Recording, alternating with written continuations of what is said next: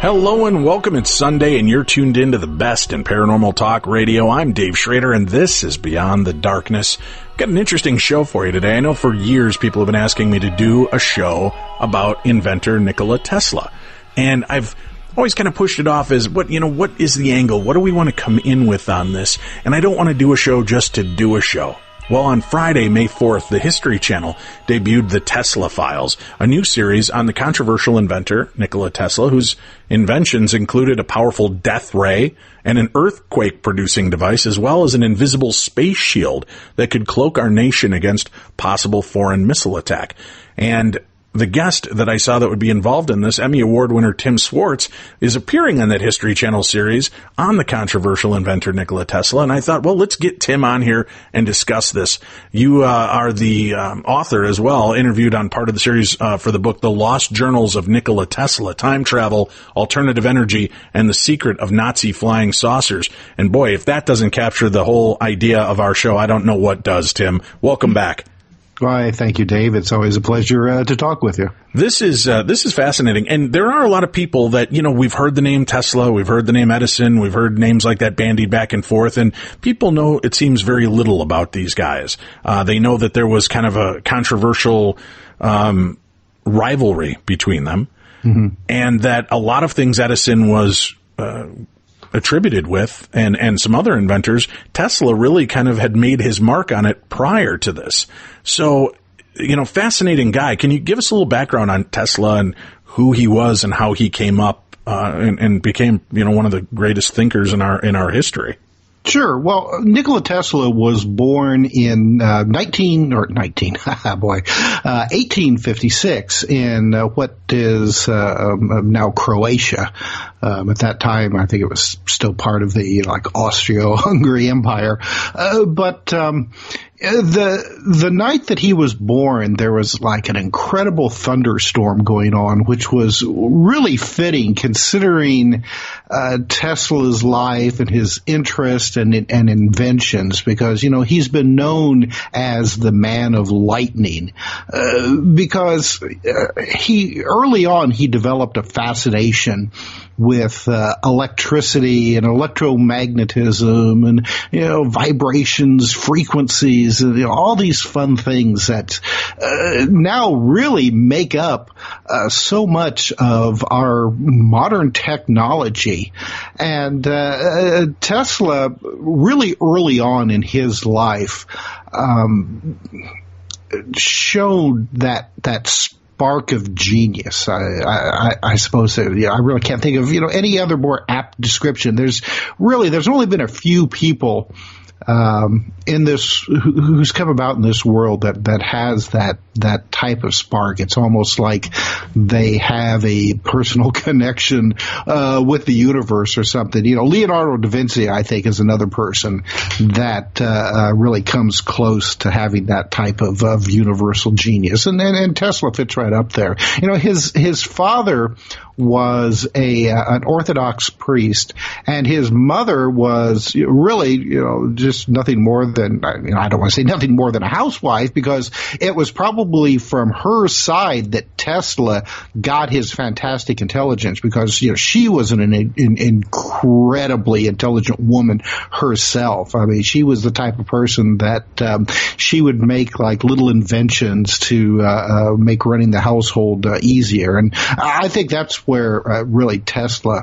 got his smarts from. But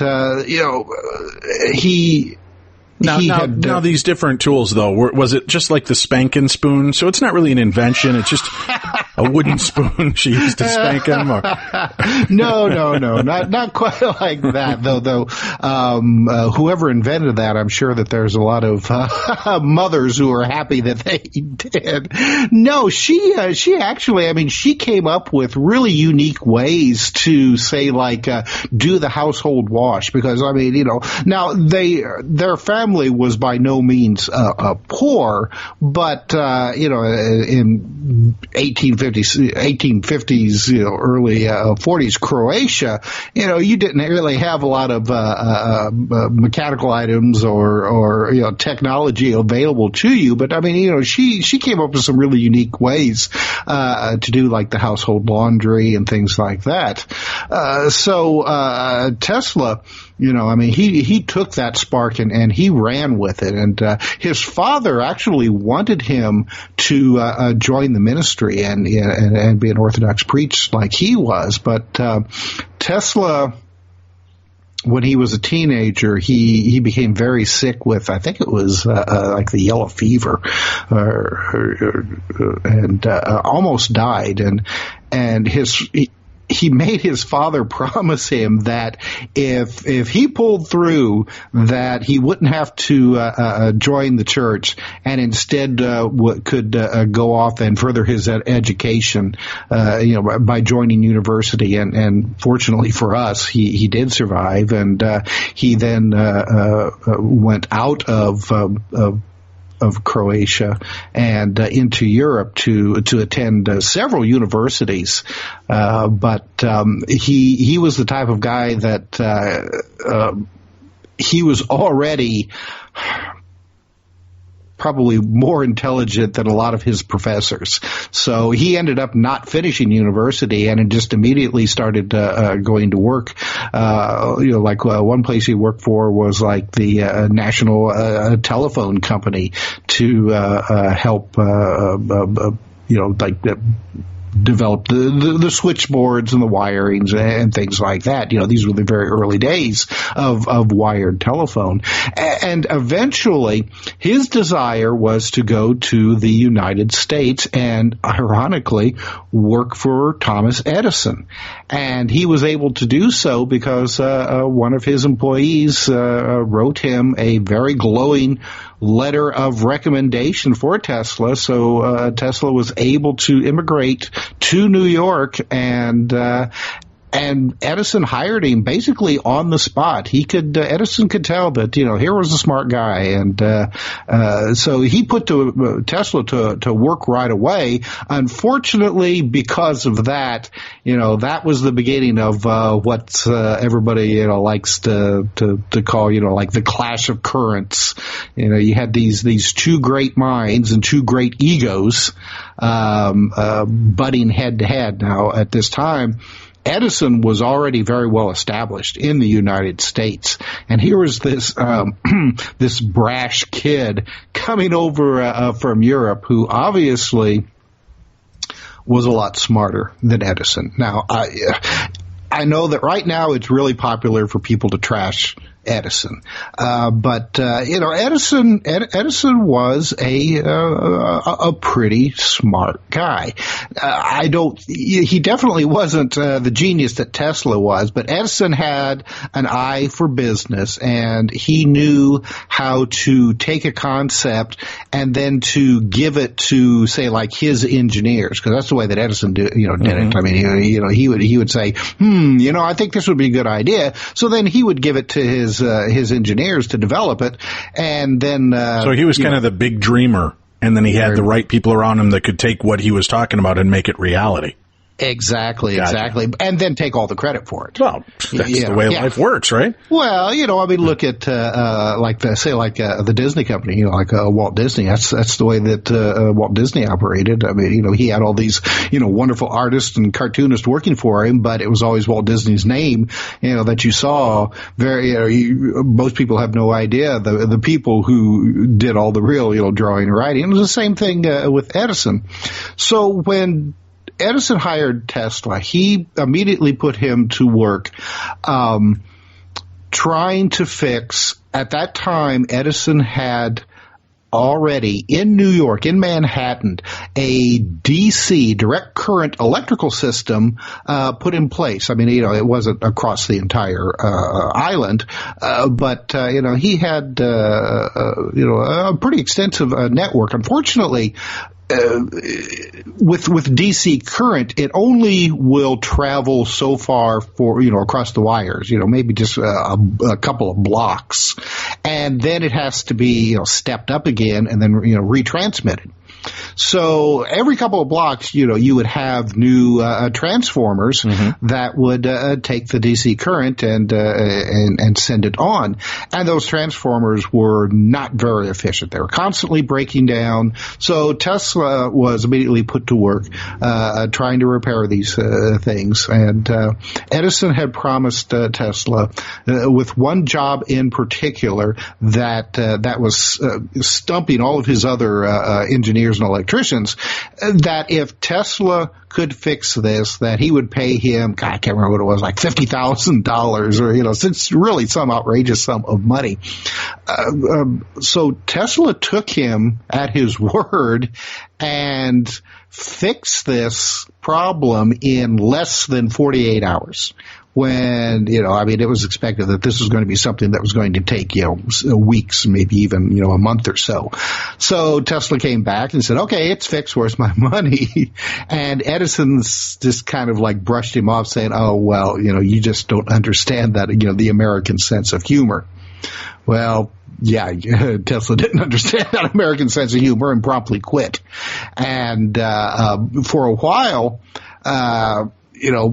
was just doing menial jobs. He was digging ditches and things like that. But fortunately, when he came to the United States, he already had his design for the alternating current motor. This was something that he had already developed when he was still living in Europe. So he presented this in front of a number of associates and electricians, and the Westinghouse, the guy who would later go on to bring us GE, General Electric, saw this and like, wow. This is fantastic. This is going to put us on the map. So he helped Tesla get a patent, an American patent for the AC motor, and then the rest was history because the AC motor was so much more efficient than DC. And from there, they were able to build the generator plant at Niagara Falls. They won the contract to light the Chicago World's Fair, so on. And, that was the start of the second industrial revolution. And I mean, we're still in this today. Practically every bit of our technology that we are enjoying right now can be traced back to Nikola Tesla. That's succinct enough for you? It is. What an amazing legacy. I mean, to be able to say that, that's, he's the Stan Lee of the real world, right? I mean, he has a hand in an entire universe of creations. And although he might not have, hand-built everything, he was involved in these creations and ideas that are still going strong today. Now, there is so much talk about this guy and that he was otherworldly. Why do you think that there is this legend surrounding this man? I mean, there are geniuses and there are people in this world that are adept at doing things in the field that they do. But why do you think he's got this legend built around him that he was either, a time traveler or from, an alien race? Well, pretty early on after he died, stories started circulating that Tesla was so smart that he had to be, unhuman, not from this world. I know that there was a book that was written really, in the early 1950s, called, Nikola Tesla and the White Dove. And in that it was, speculated that he actually, was, an extraterrestrial that was put here on this planet, possibly, at that time, everybody was really into the whole contactee movement, George Adamski and the Space Brothers. And so, Tesla may have been like a Venusian, put here to help us, take that next, big step forward in technology. And I didn't just bring that up or pull it out of my butt saying that, he was believed to be a time traveler or an alien. That was really kind of the talk of the time, right? Oh yes, very much so, very much so. And it to me, it sort of gives disservice to humanity, to human beings, that saying that we are really not capable of achieving such genius. And I think that's just not true. I mean, of course, unfortunately, I never got to meet the man, so I mean, I can't tell you definitively that that he wasn't a time traveler or an extraterrestrial, but I don't think he was. I think that he was a human being, and that every once in a while you'll just we will produce somebody like him that just goes on and just really moves mankind forward. In technology and in just the way that we experience the world. I mean, Tesla was not only a genius when it came to engineering and things like that, but I mean, he was postulating scientific principles that were really unheard of at the time. A lot of people will kind of treat Tesla with some disdain, saying that, oh, well, he was just an engineer. How do you like that? That he really wasn't a scientist. He was just a guy who made, interesting mechanical items, but, he was lacking scientifically, which, I mean, it's just like, no, wait a minute. Where do you get that from? It's just, I don't understand that mindset, because you have to understand that when Tesla was really at his peak, in the late 19th and early 20th century, I mean, his mind was coming up with things that we're just now catching up to. And in fact, there are things, I was reading not too long ago, there are items that scientists, physicists are trying to take patents on, only to find out that Tesla had beat them to it. Of course, now Tesla's patents has expired, but what I'm saying is that a lot of things that that people think that they're just coming up with now, Tesla beat him to the punch, a century ago. And to me, that is what is really fascinating about this guy, is that, I mean, he was coming up with things that, the technology that he had available to him at the time was not able to help him see a lot of his dreams, a lot of his ideas that he was conceiving. And I mean, he could just barely scratch the surface on the stuff that he wanted to do and that he thought was possible. And now a lot of this stuff is really coming true. So I think that the idea that he was more than human, yeah, I don't think so. I mean, I think that he was human. He was an extraordinary human, and that we could really use a few more people like him surfacing. But I think that especially that the way the modern era works, a lot of times that genius can be stifled extremely early on, either through the lack of funds or being pigeonholed. If you're somebody who has a mind like Tesla, that because he would be working on one item, and then suddenly he would get an idea for something else, and he would go to that, leaving the other behind. And that wouldn't fly if you were working, say, like for the government or the military or a big corporation. So I think that a lot of things that Tesla was coming up with, probably he wouldn't have been able to deliver nearly half the things that he did in his lifetime if he was working today, just because of the way the system works. What a remarkable man. Yeah, and you're right. I talk about that a lot on our show, that I think we do a disservice to ourselves as humans by talking down the capabilities that were really, that are maybe not so far out of reach. And the idea that this guy was just a genius and was such a thinker. I wonder now if in today's standards they would look at him and see him as somebody that was a high-functioning autistic person. Possibly. The reason I say that is because that extreme focus and the way one would bump into another, again, being the stepfather of a boy that's got a high level of Asperger's and autism, I watch the way the mind works, and it's fascinating, the logic jumps and leaps and how he is so creative, and it takes you into those different points. And again, maybe I'm doing a disservice again, saying that it has to be something in that order, and it could just be somebody that, is working on a normal level.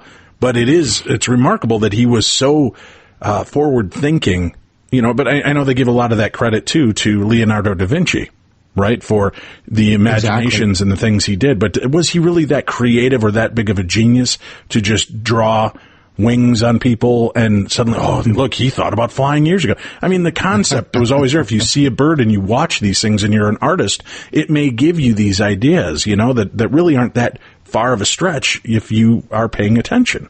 Mm-hmm. I really think that from what we now know about people who are on the spectrum, that Tesla may have fit within that category. He did have this ability where he would have, as he would call them, visions. If he was working on an idea, it was like his subconscious was working on it at double time. And suddenly he said that he would have these visions that would appear, as he would describe them, just right in front of his eyes. It would almost be like a holographic projection to him, where he would see this invention in front of him in 3D. With his mind, he could mentally turn it in any direction. He could take it apart. He could put it together. He would know from that point on how this device or whatever it was that he was working on would work, the parts that he would need to create to put it together. And he also knew that once he was able to physically build it, that it would work exactly as he imagined it. So, to have that kind of intense focus is, I think, a really, a fairly unique characteristic, for some people. And of course, that as Tesla, as he grew older, he became more, eccentric. And I think some of these aspects of his personality that he either kept suppressed when he was younger, because he was a pretty social guy when he was younger. When he achieved his level of success and notoriety, he enjoyed going out and attending functions and speaking in front of audiences. The ladies loved him. He was a very good-looking guy. He was well spoken. He was tall, but as he grew older, he lost a lot of that desire to interact socially. By the time he finally died in 1943, he was living alone in 2 hotel rooms in the New Yorker hotel in Manhattan, and his best friends were pigeons. So, here you had this guy in his younger days that, he was the darling of society. He was this master of science and inventions, and then at the end of his lifetime, he was basically forgotten.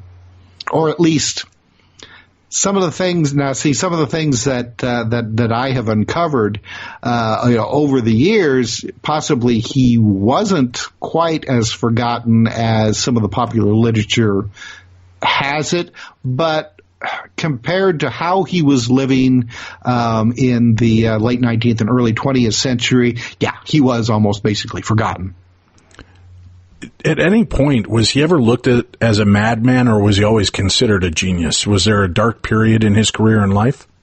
Oh yeah, well, like I said, at the end of his lifetime, he had been pretty much regulated to a mad scientist. In fact, there's a Fletcher Brothers Superman cartoon that was made in the 1940s, where the mad scientist in it who had a death beam that he was using to melt bridges and buildings and everything like that, the guy's name was Tesla.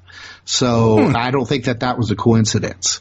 So yeah, I mean, here you had this guy that in his heyday was being hailed a genius and like I said, the master of the new industrial revolution, and then really not that long afterwards, 30, 40 years after that point, he was forgotten and thought of as a lunatic, as a mad scientist. Of course, now some of the propaganda that Edison had put up against Tesla, especially after Tesla had some financial disasters.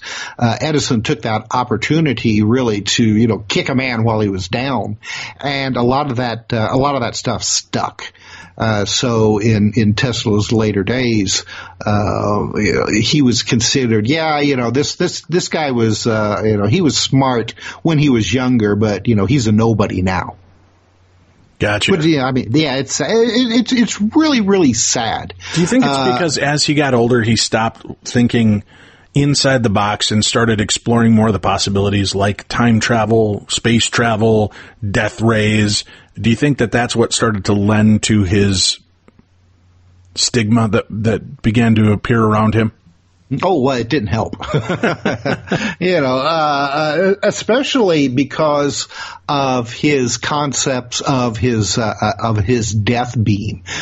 Because Tesla would take, on his birthday every year, the New York newspapers would interview him. Bless them, they still remember this great guy. So they would always do articles about him on his birthday, and he would tell them about the things that he had been working on or conceiving. And one time, and this would have been in the 1932, I think, he made the announcement that he had finally perfected his idea for a death beam.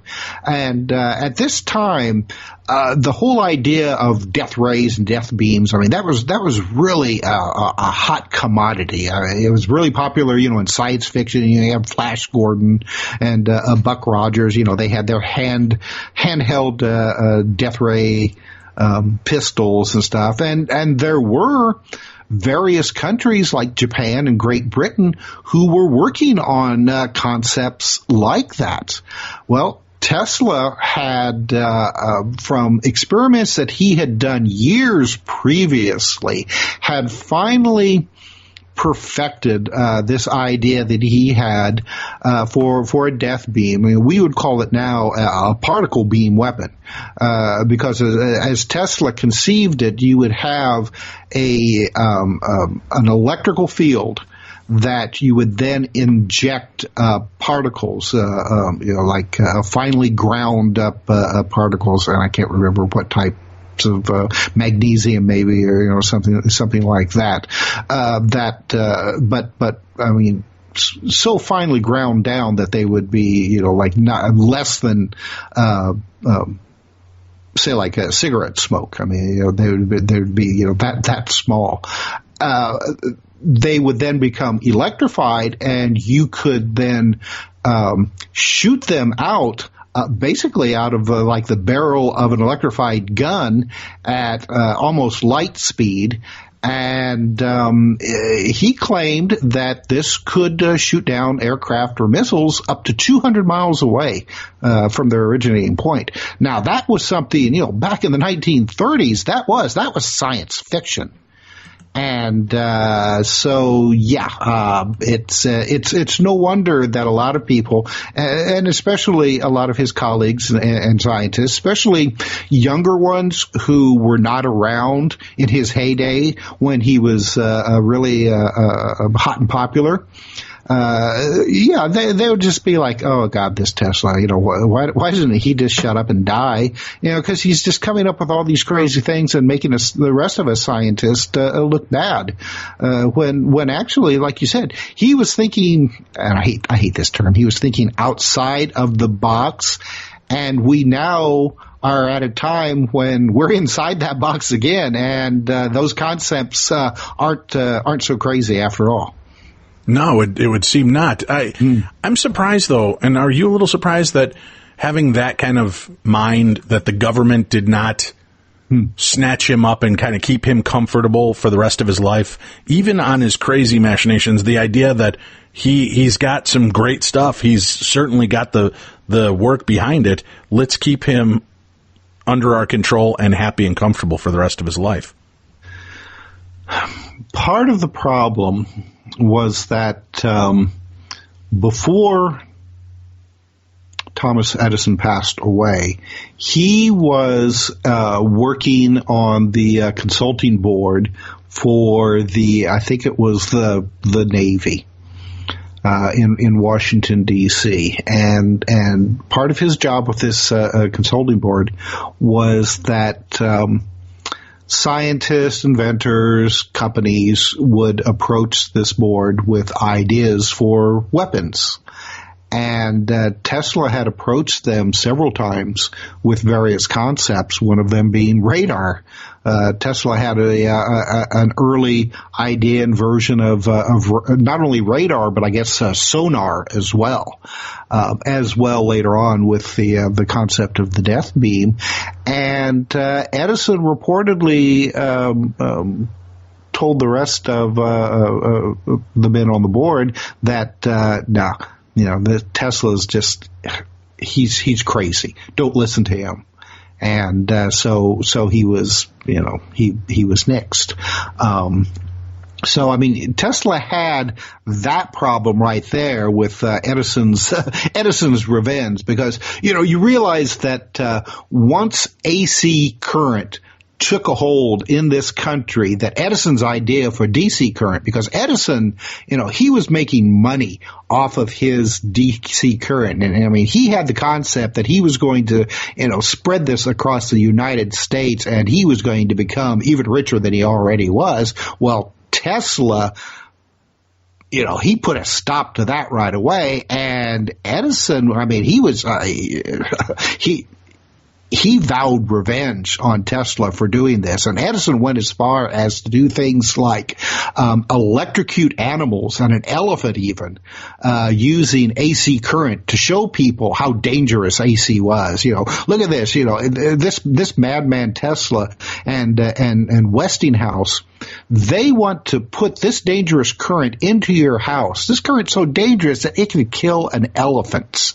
Edison actually invented the first electric chair using AC current that was used to kill a prisoner, a guy who was on a death row. But I guess that it was not very efficient, and the guy just kind of sat in the chair and sizzled for a while before they finally had to pull him out of it, and then he died later from burns. I mean, it didn't work too good.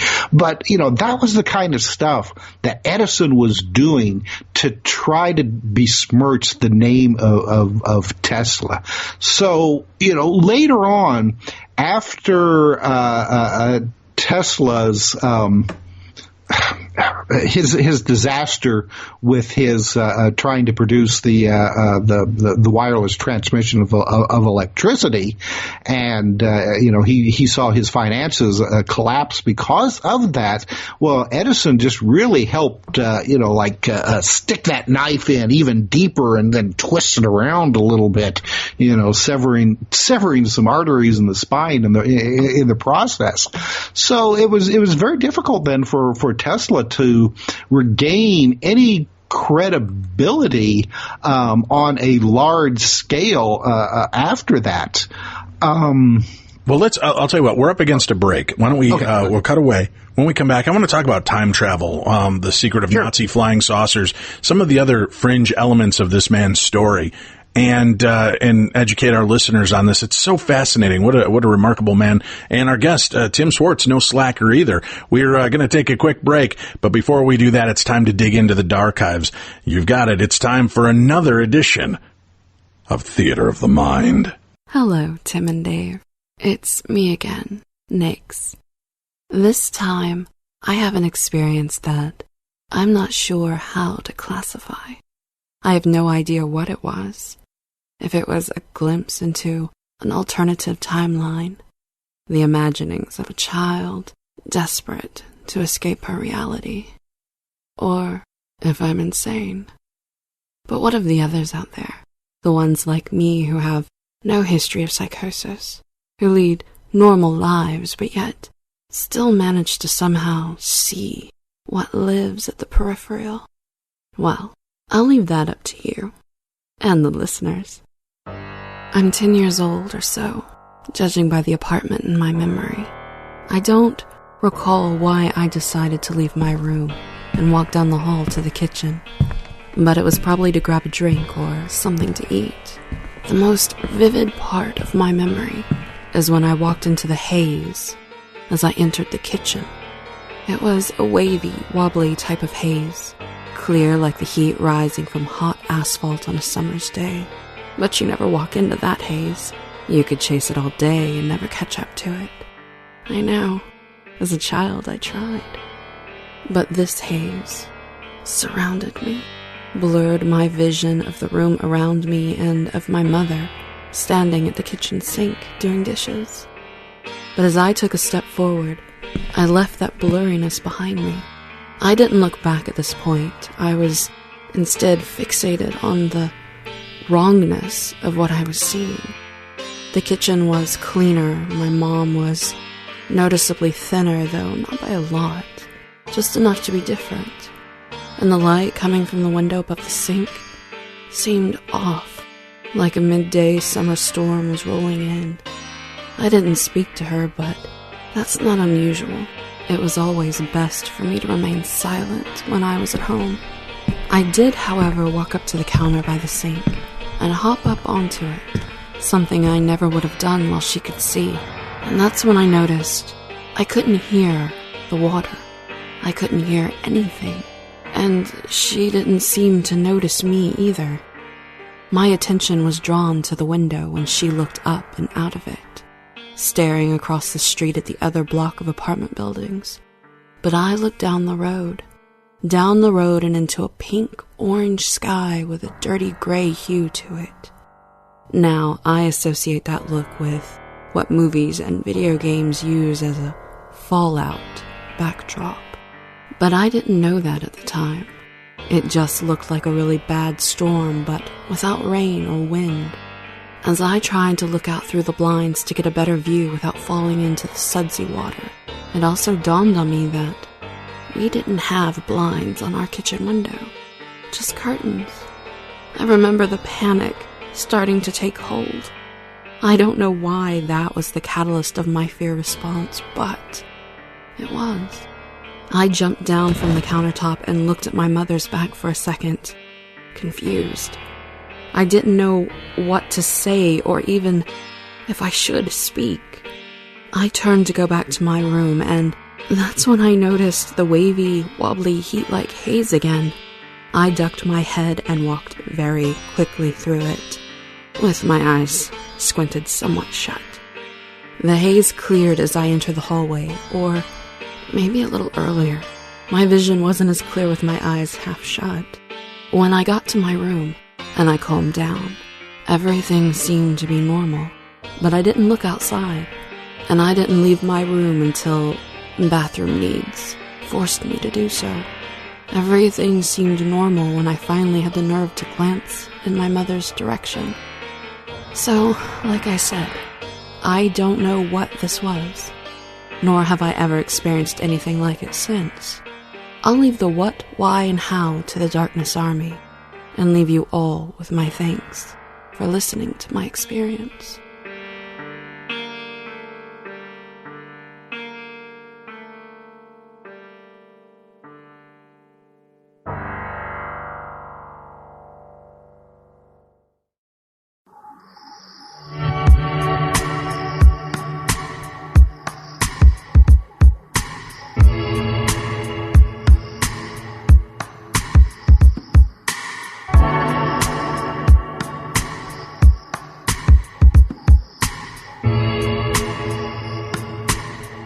Beyond the darkness.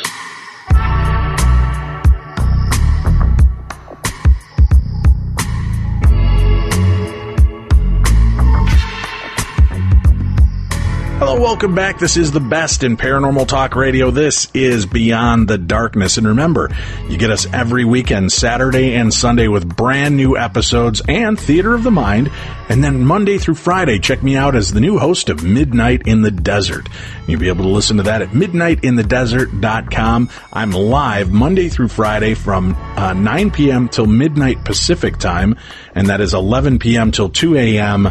Central Time. That is midnight till 3 a.m. Eastern Time. You can find all the information by visiting midnightinthedesert.com, and you can subscribe and never miss the episode. So if you're not a late night owl, you can subscribe to the service and always get the shows delivered to you on a daily basis. Go check it out at midnightinthedesert.com. Plus, we've got our True Crime Tuesdays that will continue on as always, and we've got some great stories building up for you guys. I think you're going to absolutely love. If you have not subscribed yet, just check out patreon.com, and then we are True Crime Tuesday. Patreon.com/True Crime Tuesday. Or you can always email me, dave@darknessradio.com, and I can send you links to make it easier to find each and every one of the programs we're a part of. We're back tonight. Tim Swartz, our guest, as we talk about the lost journals of Nikola Tesla, time travel, alternative energy, and the secret of Nazi flying saucers. You are telling me off air as well that there is some connection to Nikola Tesla and chemtrails. Do you mind elaborating on that a little bit for me? Yeah, sure. Well, when I originally was putting this book together, which would have been back around 1998, 1999, chemtrails was a really hot subject, and I guess it still is with some people. But at the time, my publisher, Timothy Green Beckley, wanted me to include something on chemtrails, in the book, because it was a popular item. And so when I conducted some research on it, I actually found that there was a possible Tesla type connection to chemtrails. There was an actual scientific study that had been done concerning global warming, and the idea being that you could go and inject the atmosphere with chemicals that would produce artificial clouds that would then act as like a shield, so to speak, to bounce the sun rays back off and to slow down global warming. One of the ideas on how to produce this shield would be to have a radio transmitter very similar to the HARP array that was, and possibly still is, operating in Alaska, that would broadcast on certain frequencies. You would then take jet planes flying at a fairly high altitude that would then eject into the atmosphere particles of aluminum, I think is what it was, in a base of dry ice. And you have to forgive me, Dave. It's been so long since I wrote this. I don't remember exactly what the chemical formulation was. How dare you, sir? How dare you? But it was something along those lines. Okay, so these metallic particles would then align themselves with these broadcasted electromagnetic radio frequencies that would align themselves with the magnetic field around the planet, and then these chemtrails would then spread out from that point. And if you did it in a correct grid-like fashion, they would connect themselves together and create this cloud-like formation. Now, this study was done actually before the whole controversy of the chemtrails took place. And there, at the time, there were some people who actually did some analysis of the material that seemed to be coming, falling out of these chemtrails, and wow, lo and behold, they contain the exact same metallic particles and chemical compositions as was part of this earlier scientific study.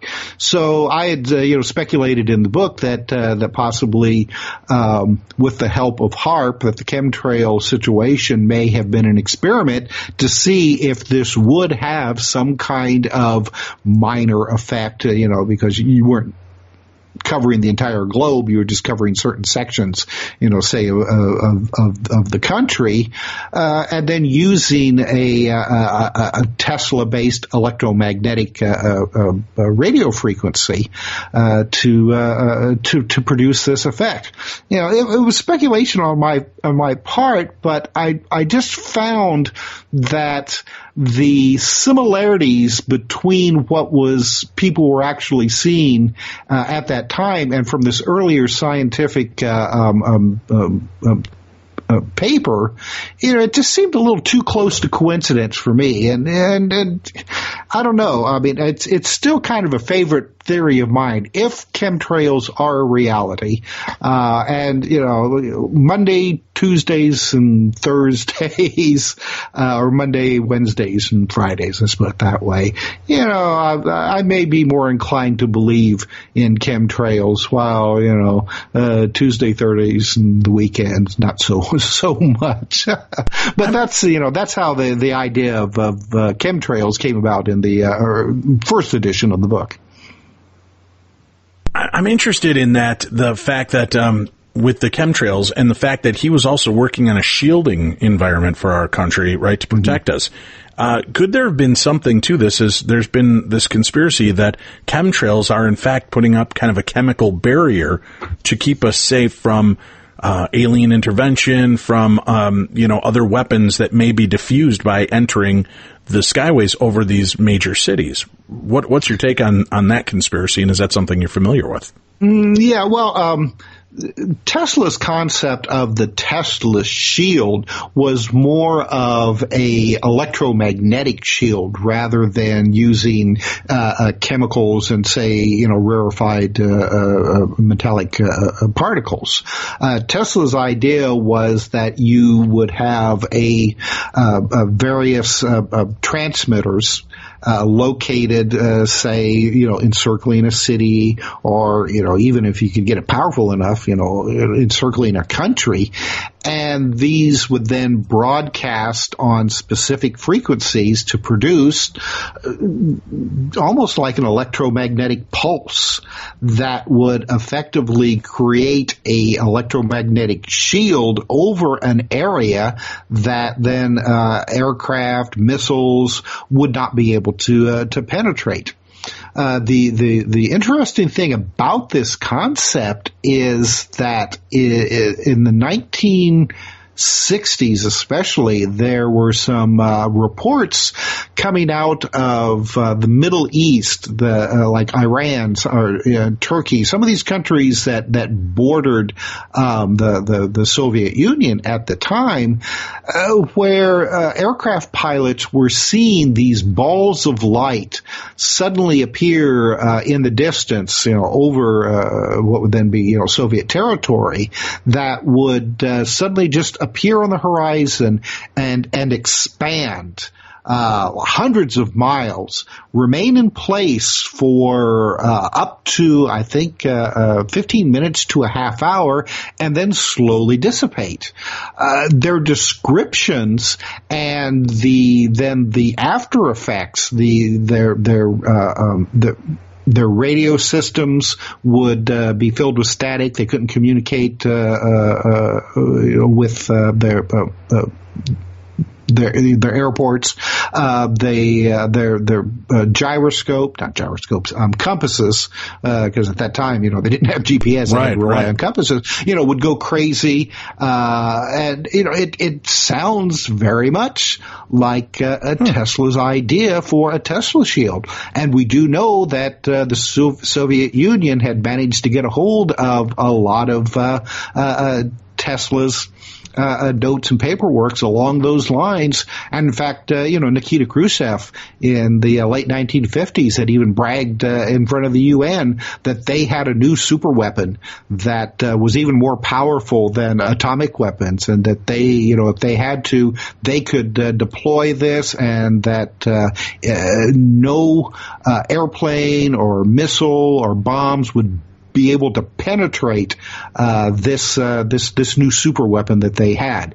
Again, sounds suspiciously like some of Tesla's ideas of Tesla shields, the death beam, things like that. Oh, very, very weird. Let's talk about time travel, which is something that fascinates the living hell out of me. And I think there's different variations of it going on around us at all time. But where does Tesla come in and come down on the whole theory and belief that time travel exists? Well, like most scientists in his day, especially in the late 19th century, they really didn't have a concept of time. That was something that they just really didn't want to touch. That was something that was more for philosophers, that sort of thing. Now, the idea of time, then was, the sun rises, the sun sets, and that's basically it.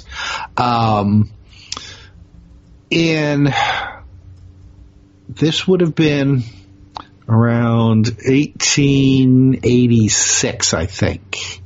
Or 1896. This was before Tesla's Manhattan laboratory had accidentally burnt down. He was conducting some experiments using a Tesla coil to produce rotating electromagnetic fields, which was, at that time, that was a pretty bizarre concept. Tesla reached out to throw a switch to turn this coil off. As he reached out, a spark jumped from the coil and struck Tesla's outstretched hand. Tesla said, he told a reporter this afterwards, that at that moment, when he was struck by this arc of electricity, and then he was then surrounded with this electromagnetic field. He said that to him, he felt like that he had been knocked out of time. He said that his perception at that moment was that he was outside of time and space, and that he could see that time didn't exist, that there was that the past, present, and future were one. It's really hard to describe in words, but he said that it was almost like the universe and time was an eternal now, that the past, present, and future were non-existent, and he was actually outside of it all, looking down, and he said he could see everything, the past, the present, the future, everything all at one moment. Now, this is really a mind-bending concept that a lot of people, have difficulty wrapping their head around. I know I do. You need to go and, read some Eastern philosophy to try to get a better idea of what Tesla said that he was experiencing. So, it sounds like a near-death experience. Very much so, much so. And Tesla probably would have died if it wasn't for one of his assistants who grabbed like a 2x4 and knocked him out of this spark of electricity. Because if the assistant had tried to just reach in and push Tesla or grab him, the assistant would have been electrified as well, and they both would have been standing there, coursing with electricity. But his assistant was smart enough to know that wood is non-conductive, so that if he smacked, what he did was that he smacked Tesla across the back and then knocked him down out of the range of this spark. And so from that time on, Tesla really started to theorize about how time actually operates, how the universe actually operates. Before that, he really didn't have any, as far as we can tell from like his writings and books and everything like that, he really didn't have any interest in like cosmology or the universe, some of these more esoteric concepts. But from that point on, he really started to work on these ideas, and it finally accumulated. Years later, he was developing his version of a unified field theory. Einstein was working on the same thing, and Einstein had always regretted that he was never able to complete his version of a unified field theory. And I think it was the same way with Tesla. Tesla had some really good ideas, and may have written it down. We have some examples that he had published in various magazines, but as for a complete working unified field Tesla-based unified field theory, nobody has ever found anything. So we don't know if he ever did complete it, and it's disappeared, which is entirely possible, knowing what we do now about his lost notes and paperwork. A lot of people have come forward now and said that Tesla had even gone as far as to build, say, working time machines or teleporters, and that the United States government has working devices that they're able to have, I don't know what, like a time core or something along those lines. And I'm not saying that at this point in time that such a thing is possible, but I sincerely doubt if Tesla had the ability to do something like that, to actually build, some kind of working prototype of a time machine. Now, Tesla may have been able to, develop the formulas on how such a thing could be possible. But it's like I said earlier, a scientist and inventor can only work as far as the technology at the time will allow him to. So if Tesla did have an idea along these lines, really, you're talking about, really didn't even have good vacuum tubes, then. So the idea that he could have built a working time machine, to me, is pretty far-fetched. However, he may have been one of the first to actually, come up with a workable formula, mathematical concept on how this was possible. But as for these claims that he did actually go as far as to build a working device that was later discovered by the United States government and military, that I doubt. All right, now talk to me about the Nazi UFO program and Tesla's connections to that. That's something that's fascinating. I love the idea that, that the Nazis were working on this so diligently, but the idea that somebody realized once we have domination of the air, all wars are over, and that this kind of technology was really in their foreground of work and research. How does Tesla figure into this history? Well, because Tesla was, he really was. He was the master of electricity and energy and vibrations and frequencies, magnetism. Very early on, Tesla had noticed that there were some interesting side effects when it came to, say, like using his Tesla coil and electromagnetics. It's almost as if there is either a lifting effect or even as far as a negating of the local gravitational field.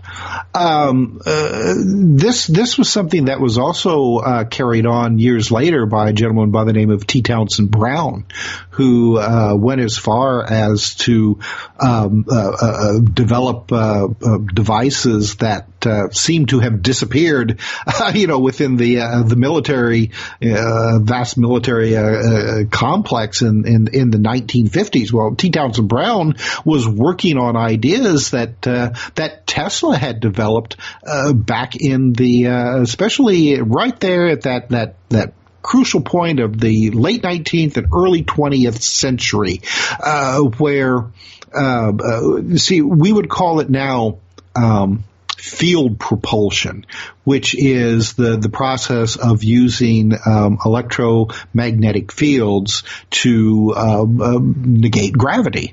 I'm not a physicist. You have to understand. I'm a journalist, so I'm kind of paraphrasing here, just exactly what Tesla was doing with his concepts, but he would take, say, like a metal plate, and he would charge it with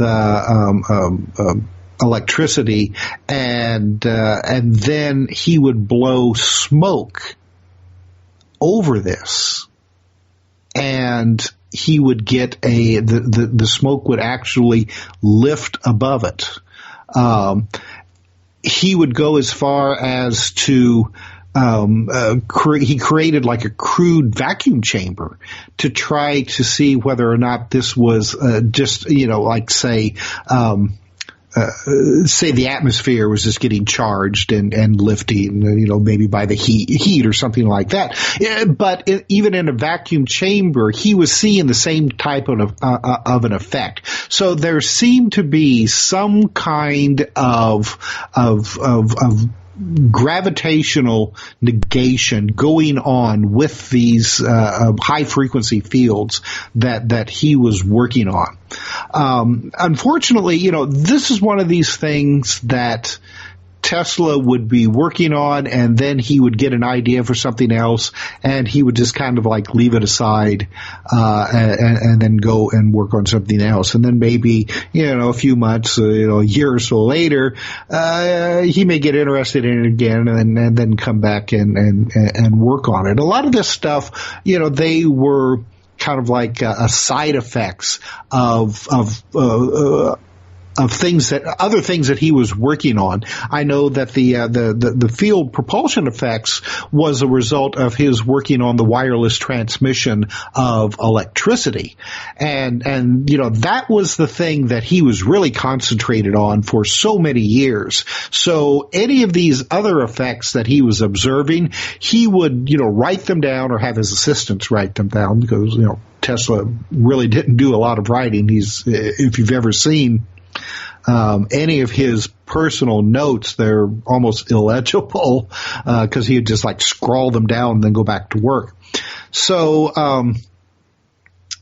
a lot of this stuff just basically just collected in his notes and files, and he talked about them later to reporters, and this got published.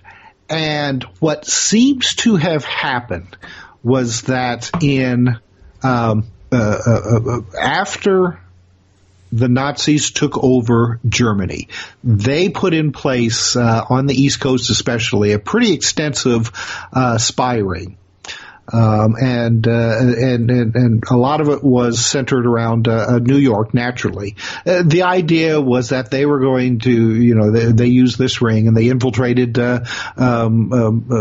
especially manufacturing concerns, corporations and things like that, because they were trying to squirrel out as much helpful technology as they could to help in their, what was going to be, their upcoming war effort. Well, we do know that Hitler was fascinated by Tesla. Hitler had even, I guess, had tried to set into place the possible kidnapping of Tesla, that to get him out of the United States into Germany and have him work for Hitler. Mm-hmm. Well, that wasn't going to be feasible. What was feasible, though, was that there were a lot of this of Tesla's paperwork that had been left behind at various hotels and locations that Tesla had stayed in, and unfortunately, due to his monetary concerns, was forced to leave, and then left this stuff behind in lieu of payment for his outstanding bills. So a lot of this stuff was very easy to get a hold of and then take to Germany. After the end of World War II, during Operation Paperclip, which was the United States effort to bring in former Nazi scientists, intelligence officers, people like that, Werner von Braun, who later developed, the Apollo space mission to the moon, was part of Operation Paperclip. A lot of these scientists told their American handlers that Germany had gotten a hold of a lot of Tesla's notes and paperworks, especially when it came to aircraft designs, because Tesla was also interested in aircraft design, the use of radiant energy as a weapon system, and field propulsion. They didn't call it field propulsion. What was it called? It was something along the lines of like electric. I can't even remember what it was called now. It was like electric air movement and gravitational displacement. Something along those lines. The speculation is that because the story surfaced after the end of the war that the Germans had came really, really close to developing a working anti-gravity field propulsion aircraft, dish-shaped. The early prototypes used jets. Some even used propellers and fans, but their ultimate goal was to use some of these ideas that Tesla had with Tesla coils and electrical generators to produce an actual independently operated aircraft that didn't require jets or propellers or anything like that. Instead, it just used electrical and electromagnetic power. Unbelievable. It really is. Yeah. I mean, it's just. I know I use that word a lot, but I mean, it fits. I mean, that's just unbelievable. Well, I think part of the thing that hampered them at the time was that they were not able to develop a generating system that was small enough to be able to be placed inside one of these crafts. Most of them had to be tethered to a generator, and then and then they would fly around tethered to this. Apparently, there may have been several prototypes that were able to fly independently, but at least as far as we know, it never went as far as that with the Nazis. Again, we have a lot of, some pretty wild stories, about that. But from, the research that I have done, the war ended for them before they were able to make that one major step to get accomplished. Tim Swartz, our guest, as we continue talking about the man, the myth, the legend, Nikola Tesla. Now, the ending of his life was, as you said, pretty sad. He had kind of become an outcast. Tell us about this kind of mysterious ending and what happened to all of the life's work and things that he had kept around at that point, the lost journals, if you will. Mm-hmm. When Tesla passed away finally, it was in January of 1943. He was living in the New Yorker hotel.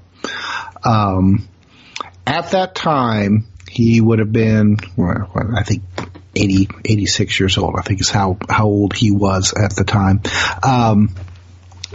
But he was still actually active in his research. His lifelong friend and personal assistant and accountant actually told the FBI that a few days before Tesla passed away that the two of them were supposed to be doing an experiment in a special laboratory that the New Yorker hotel had established for them, but that Tesla had gotten sick and wasn't able to conduct this experiment. Now, Dave, this is an interesting recent development that I have found out, because most of the popular stories about Tesla have him at that time basically just alone, overcome with his personal eccentricities. He doing nothing but feeding the pigeons in the park, that sort of thing. But apparently, he still had a very active mind and was still conducting experiments in a secret laboratory there in the New Yorker. Possibly in the basement area. The New Yorker actually had several electrical generators in the basement that were powerful enough to light up the entire city block there in Manhattan just on their own. So there's an interesting possibility the interesting possibility that Tesla was making good use of these generators, independent of the Manhattan grid system. So, but unfortunately, Tesla, about a year previously had been hit by a taxi cab while he was crossing the street one evening, and he never really quite recovered from that. He was injured, broke a few ribs, and so I mean, some people have speculated that this may have been a hit on him, that he was still doing enough that somebody considered him a danger. I don't know. It could have been just an accident. I do know that after that time, that the FBI put in place in the New Yorker at least one, maybe several agents who lived in the same hotel as Tesla, possibly to keep an eye on the guy, either with or without his knowledge. We really don't know. When Tesla died, almost immediately his body was taken away. Even before, he had one living relative, a man by the name of Sava, who was his nephew. Sava was a Yugoslavian diplomat. And by the time that Sava and a couple other guys made it to the New Yorker, Tesla's body was already gone. Taken to the morgue, and this would have been in a matter of an hour or so. Legally, Sava would have been the one who would have had to have signed the papers to have his body taken away, but somebody else did it. Mm-hmm. And so when Sava and a couple of friends made it to Tesla's hotel room, Tesla had a pretty big safe in there filled with a lot of his belongings, and so they got a locksmith to open this safe, and apparently somebody else had been there before them already. Most of the stuff that Sava said that he knew was supposed to be in there was still there, but there were some things that were missing. One of the things that Sava said was missing was a commemorative medal that had been awarded to Tesla a few years previously on his birthday. Now, the FBI has gone as far as to say that Sava may have actually taken items himself.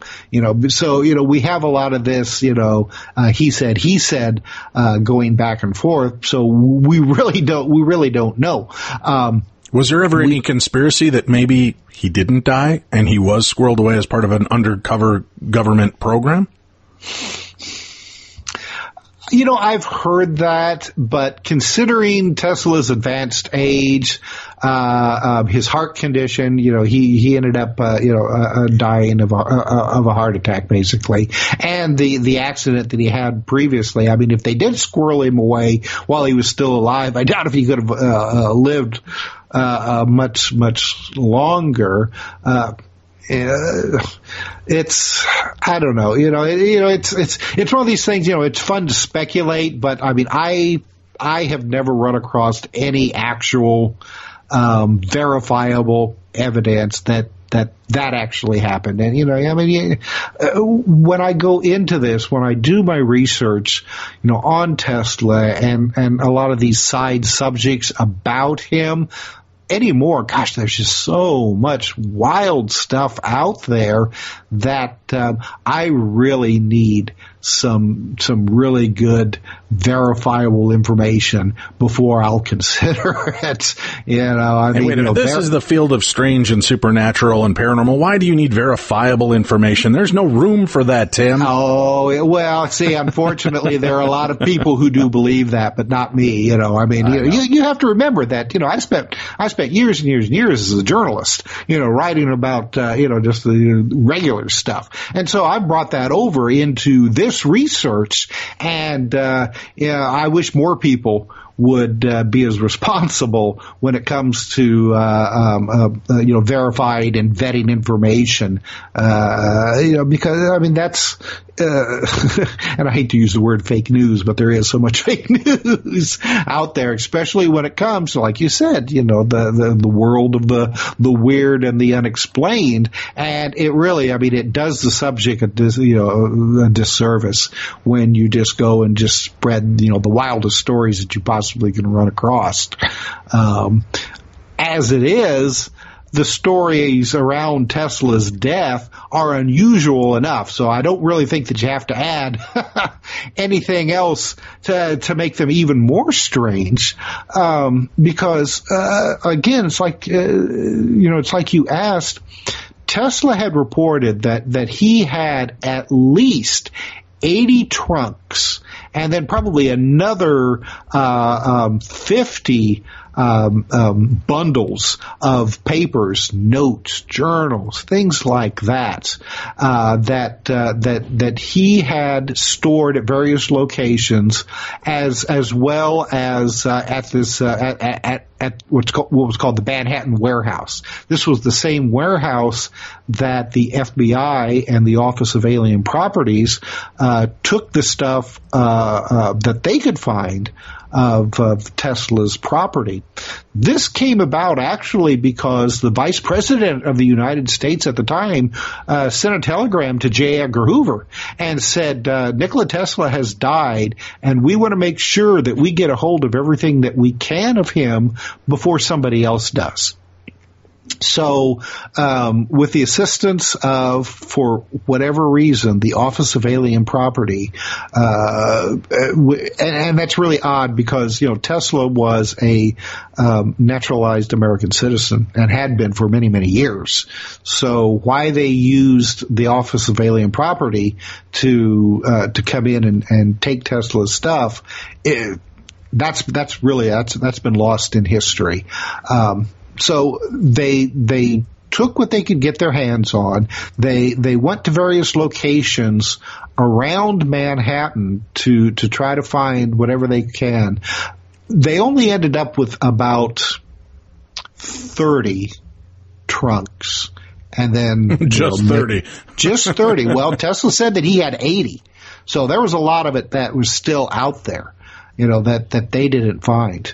And it's a lot of the people who, these FBI agents and OAP agents who were out trying to get this stuff, they had no idea who Tesla was, which is, again, it's really sad, because a lot of them, they just thought that Tesla was just some crazy bum, because he was well known for not paying his bills. Even though at the New Yorker hotel, the Westinghouse, the son of Westinghouse, had actually taken Tesla and told him that as long as he was still alive, that he would be provided for. And so, I think it was like the last 5 years of his life, he was taken care of, his bills were paid, and things like that. Do you think there are still a few secrets left for us to uncover in the world of Tesla and where he went and where he was going? Oh, definitely. Oh, definitely. We're, like I said, earlier, we're just now discovering some of the stuff that he was conceiving, back in the early 20th century. A lot of his ideas have been taken and developed by the military, places like that. So hopefully the civilian world will have the opportunity to take some of Tesla's ideas and run with them. We're seeing some of it starting to creep out. Just even little things like the wireless, being able to wirelessly charge your cell phone. That's a Tesla concept right then and there.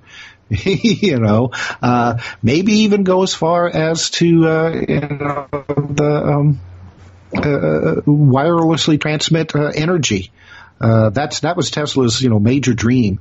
And I would love to see that happen. And I think that maybe within our lifetimes, we will see that accomplished.